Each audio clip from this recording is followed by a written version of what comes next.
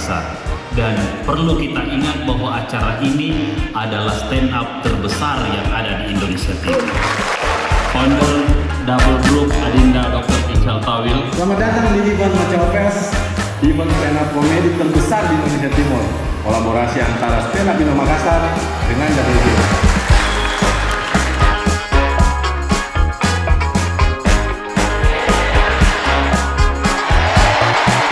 Macao Fest 2026.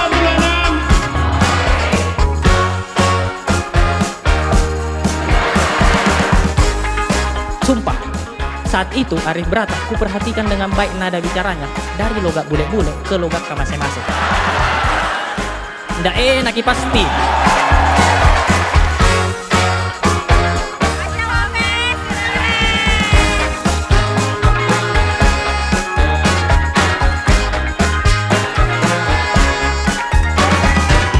Jujur dari lubuk hatiku yang paling dalam, teman-teman, bangga kak punya teman kayak Adi Surya. Bangga kak. Kenapa bangga kak dia yang jadi artis? Karena kuda pagi dulu rap pasar.